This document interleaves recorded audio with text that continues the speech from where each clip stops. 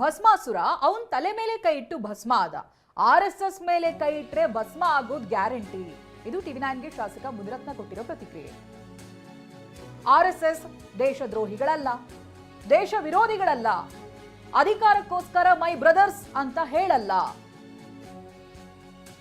ಹೀಗಂತ ಮುನಿರತ್ನ ಹೇಳಿದ್ದಾರೆ. ಇವ್ರಿಗೆ ಅದೇನು ಈ ದುರ್ಬುದ್ಧಿ ಬರ್ತಾ ಇದೆಯೋ ಗೊತ್ತಿಲ್ಲ. ವಿನಾಶಕಾಲೇ ವಿಪರೀತ ಬುದ್ಧಿ, ಈ ಪದ ಈಗ ಕರೆಕ್ಟಾಗಿದೆ. ಇವ್ರಿಗೆ ವಿನಾಶಕಾಲ ಬಂದಿದೆ. ಈ ಭಸ್ಮಾಸುರ ಮಾಡಬಾರ್ದು ಪಾಪಗಳೆಲ್ಲ ಮಾಡಿದ್ಮೇಲೆ ಅವನ ತಲೆ ಮೇಲೆ ಅವನೇ ಕೈ ಇಟ್ಕೊಂಡು ಭಸ್ಮ ಆಗ್ಬಿಟ್ನಂತೆ.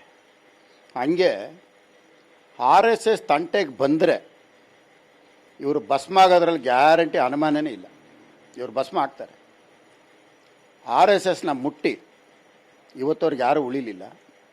ಆಮೇಲೆ RSS ಏನು ದೇಶದ್ರೋಹಿಗಳಲ್ಲ, ದೇಶ ರಕ್ಷಕರು, ದೇಶ ಪ್ರೇಮಿಗಳು, ದೇಶನ ಕಾಯ ಅಂಥವ್ರು, ದೇಶದ ಅಭಿಮಾನ ಇರ್ತಕ್ಕಂಥವ್ರು RSS.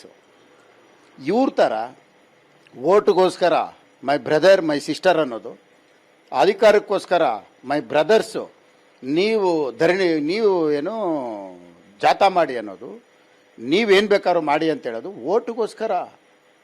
ಆದರೆ RSS ಈ ಮಣ್ಣಿನ ಋಣಕ್ಕೋಸ್ಕರ ಬದುಕ್ತಾರಂಥ ಸಂಸ್ಥೆ. ಇಂಥ ಸಂಸ್ಥೆನ ನೀವೇನಾದ್ರು ಅಡ್ಡಪಡಿಸೋಕೆ ಹೋದರೆ ನಿಮಗೆ ಕೇಡುಗಾಲ ಹತ್ರ ಬಂದಿದೆ ಅಂತ ತಿಳ್ಕೊಳ್ಳಿ. ಇವ್ರಿಗೆ ಅದೇನು ಈ ದುರ್ಬುದ್ಧಿ ಬರ್ತಾ ಇದೆಯೋ ಗೊತ್ತಿಲ್ಲ. ವಿನಾಶಕಾಲೇ ವಿಪರೀತ ಬುದ್ಧಿ, ಈ ಪದ ಈಗ ಕರೆಕ್ಟಾಗಿದೆ. ಇವ್ರಿಗೆ ವಿನಾಶಕಾಲ ಬಂದಿದೆ. ಈ ಭಸ್ಮಾಸುರ ಮಾಡಬಾರ್ದು ಪಾಪಗಳೆಲ್ಲ. ಇದು ಮುನಿರತ್ನ ಅವರ ಮಾತು.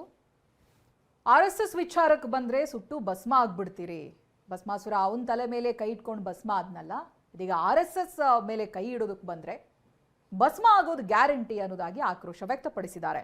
ಜೊತೆಗೆ ದೇಶದ್ರೋಹಿ RSS ಅಲ್ಲ, ದೇಶ ವಿರೋಧಿಗಳು ಇದರಲ್ಲಿಲ್ಲ, ಒಳ್ಳೆ ಉದ್ದೇಶವನ್ನು ಇಟ್ಕೊಂಡು ಈ ರೀತಿಯಾಗಿ ಒಂದು ಸಂಘಟನೆ ಮುಂದುವರಿಸ್ಕೊಂಡು ಹೋಗ್ತಾ ಇದ್ದೀವಿ, ಇದ್ರ ವಿಚಾರಕ್ಕೆ ಬರೋದು ಸರಿ ಅಲ್ಲ ಅನ್ನೋ ರೀತಿಯಾಗಿ ವಾರ್ನಿಂಗ್ ಕೊಡೋ ರೀತಿಯಾಗಿ ಮಾತನಾಡಿದ್ರು. ಇನ್ನು ಅಧಿಕಾರಕ್ಕೋಸ್ಕರ ನಾವು ಮೈ ಬ್ರದರ್ಸ್ ಅಂತ ಹೇಳೋರಲ್ಲ, ದೇಶ ವಿರೋಧಿಗಳು ಅಲ್ಲ, ದೇಶದ್ರೋಹಿ ಕೆಲಸನೂ ಮಾಡ್ತಾ ಇಲ್ಲ ಅನ್ನೋದಾಗಿ RSS ವಿಚಾರವಾಗಿ ಮುನಿರತ್ನ ಮಾತನಾಡಿದ್ದಾರೆ.